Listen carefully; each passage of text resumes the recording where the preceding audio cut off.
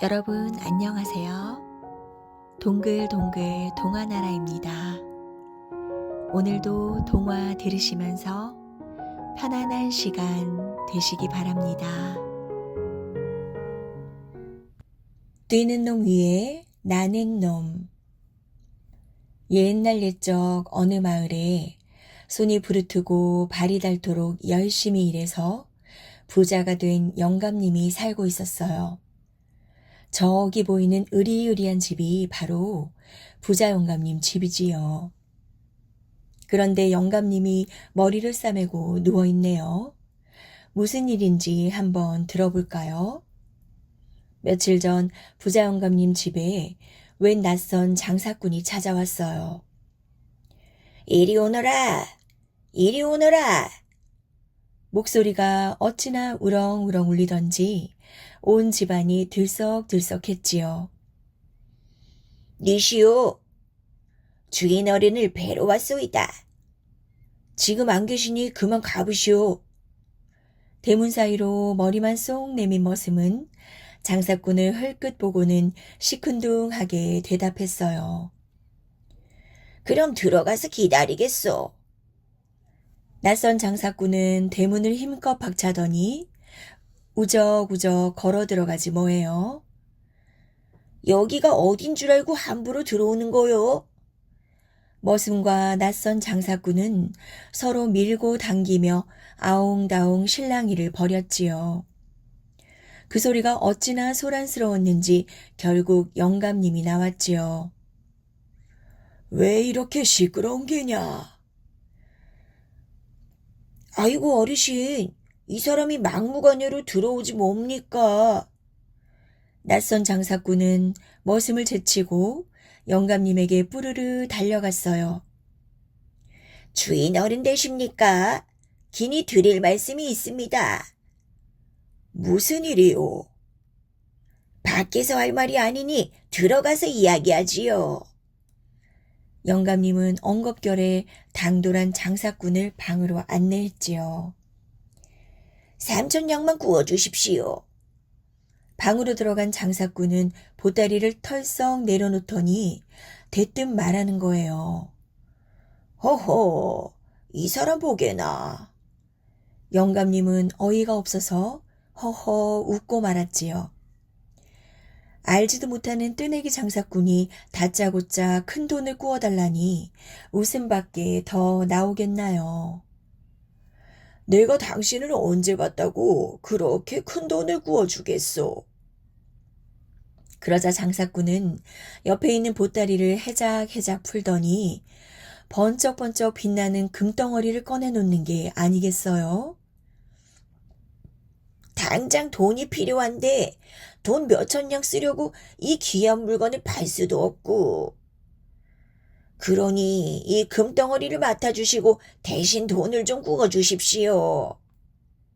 금덩어리를 본 부자 영감님은 입을 다물지 못했어요.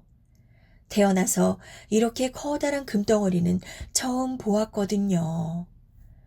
아니, 이게 진짜 금이요? 저를 믿지 못하신다면 다른 곳으로 가보겠습니다. 이 세상에 부자가 영감님밖에 없는 줄 아십니까? 장사꾼은 버럭 화를 내며 도로 보따리를 싸려고 하는 거예요. 아니 성격도 급하구먼. 누가 안 빌려준다고 했는가? 영감님이 가만 생각해보니 꽤 괜찮은 제안인 거예요. 그만한 금덩어리라면 몇만 냥 어치는 될 테니 혹시 장사꾼이 돈을 갚지 않더라도 영감님에게는 큰 이익이 아니겠나요? 영감님은 기꺼이 3,000냥을 구워주었지요. 약속한 날까지 돈을 꼭 갚아야 하네. 물론이지요. 제 금덩어리나 잘 간수해 주십시오. 낯선 장사꾼이 다녀가고 며칠이 지났어요. 오랜만에 금광을 하는 조카가 영감님 집에 들렀죠. 무슨 좋은 일이라도 있으세요? 해벌쭉 웃고 있는 영감님을 보고 조카가 물었어요. 요 며칠 전에 내가 어떤 장사꾼에게 돈을 구워주었는데. 그러면서 영감님은 장롱 깊숙한 곳에 애지중지 숨겨두었던 금덩어리를 꺼내왔어요. 이게 돈을 구워간 대신 맡긴 금덩어리네. 며칠만 있으면 돈을 갚기로 한 날인데 그 사람이 오지 않으면 이 커다란 금덩어리가 내 것이 된다 이 말이지. 조카는 금덩어리를 받아들고 요리조리 살펴보았어요. 영감님은 조카 한 번, 금덩어리 한 번, 이쪽 저쪽 번갈아 보면서 기대에 차서 물었죠. 자네도 이렇게 커다란 금덩어리는 처음 보지? 이것은 얼마나 할 것 같은가? 그렇게 조카는 한마디 대꾸도 없이 고개만 계속 갸우뚱갸우뚱 하는 거예요. 그러더니 두 눈을 동그랗게 뜨고 그만 기겁을 하네요. 아이고, 이를 어찌합니까? 이것은 진짜 금덩어리가 아닙니다. 납덩이에 금박을 입힌 거라고요. 그게 무슨 소린가? 조카는 상에 있던 젓가락을 집어들더니 금덩어리를 쓱쓱 긁어댔지요. 그랬더니 세상에 금덩어리에서 얇은 금박이 벗겨지면서 시커먼 납덩이가 나오지 뭐예요? 보십시오. 이런 것은 서푼어치도 안 됩니다. 속아도 크게 속으신 것 같습니다. 영감님은 눈앞이 캄캄해지면서 가슴이 벌렁벌렁, 숨이 할딱할딱거려 어찌할 바를 몰랐지요. 나는 이제 망했네, 망했어. 밤낮으로 열심히 일해서 모은 돈을 이렇게 허망하게 잃다니. 영감님은 너무 억울해서 어린아이처럼 발까지 동동 구르며 엉엉 울었지요. 그러더니 결국 몸져 눕고 말았답니다. 이제 부자 영감님이 머리를 싸매고 누워있는 이유를 알겠나요? 그나저나 앞으로 영감님은 어떻게 될까요? 다행히도 부자 영감님에게는 영특한 어린 아들이 하나 있었어요.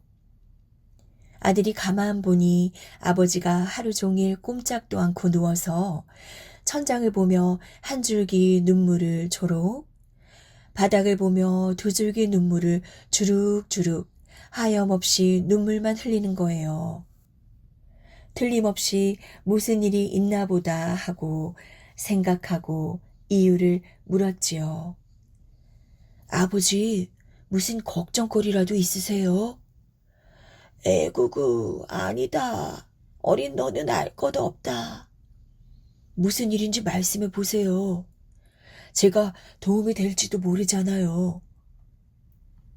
지푸라기라도 잡고 싶었던 영감님은 어린 아들에게 그간 있었던 일을 모두 털어놓았지요.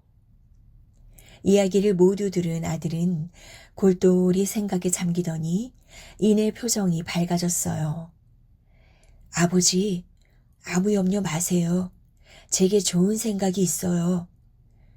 그러고는 영감님에게 다가가 속살속살 자세하게 일러줬지요. 옳거니. 아들의 말을 가만히 듣던 영감님은 무릎을 탁 쳤어요. 그날부터 영감님은 사람이 많이 모인 곳이면 어디든 찾아갔지요. 잔치집에도 기웃, 초상집에도 기웃, 장터에도 기웃기웃, 밭에도 기웃기웃, 이리 기웃 저리 기웃하며 온 마을을 돌아다녔답니다. 가서는 다짜고짜 울음부터 터뜨리는 거예요. 아이고, 아이고. 그리고 사람들이 모여들면 영감님은 가슴을 치며 하소연을 시작했어요. 글쎄, 내 말 좀 들어보시오. 얼마 전에 낯선 장사꾼이 찾아와서 돈 3,000냥을 구워가며 커다란 금덩어리를 맡기고 갔는데 그만 그 귀한 금덩어리를 도둑 맞았지 뭐요. 이제 그 사람이 찾아와서 금덩어리를 달라고 하면 내 재산을 몽땅 주어야 할 판이니 이 일을 어찌하면 좋겠소. 저런 저런. 사람들은 혀를 끌끌 차며 영감님을 불쌍히 여겼죠. 영감님의 소문은 곧 온 마을의 이야깃거리가 되었어요. 쿵덕쿵덕 방아 찧는 방앗간 주인, 짤깍짤깍 옆하는 아저씨, 영차영차 밭가는 농부까지 모였다 하면 째갈째갈 부자 영감님 이야기를 열을 올렸죠. 이렇게 온 동네에 소문이 짜하게 나니 돈을 구워간 장사꾼의 귀에도 당연히 들어갔지요. 어허, 이게 웬 횡재냐? 이리 오너라, 이리 오너라. 아니나 다를까 돈을 구워간 장사꾼은 의기양양하게 부자 영감님 집을 다시 찾아왔지요. 아이쿠, 오셨습니까? 이번에는 머슴이 굽실거리며 장사꾼을 맞이하는 거예요. 그러자 장사꾼은 더욱 기세등등해서 당당하게 문을 박차고 들어갔지요. 여기 구워갔던 돈 3,000냥과 이자를 가지고 왔습니다. 자, 이제 제 금덩어리를 돌려주시지요. 장사꾼은 방에 앉기도 전에 돈 보따리를 불쑥 내놓았지요. 왜 이리 서두르나? 어서 앉게. 돈이 맞는지 세어보아야 하지 않나. 영감님은 보따리를 풀어 꼬무락꼬무락 돈을 세어보았어요. 장사꾼은 거들먹거리며 더욱 큰 소리를 쳤지요. 이제 제가 맡긴 금덩어리를 돌려주셔야지요. 설마 잃어버린 건 아니겠지요? 횡재할 일만 남았다고 생각한 장사꾼은 연신 싱글벙글이었지요. 그런데 돈을 다 세고 난 영감님이 오히려 빙그레 웃는 게 아니겠어요? 그러더니 장롱에서 금덩어리를 꺼내와 장사꾼 앞에 턱 내놓는 거예요. 자, 여기 있네. 자네 금덩어리일세. 의기양양하던 장사꾼의 얼굴은 금세 새파랗게 질려버렸지요. 그러고는 금덩어리를 드는 둥 마는 둥 걸음아 날 살려라 하며 도망을 치고 말았어요. 이렇게 해서 부자 영감님은 돈 3,000냥을 고스란히 되찾고 이자까지 챙길 수 있었답니다. 뛰는 놈 위에 나는 놈 있다는 말이 이 이야기에서 생겨났다지요.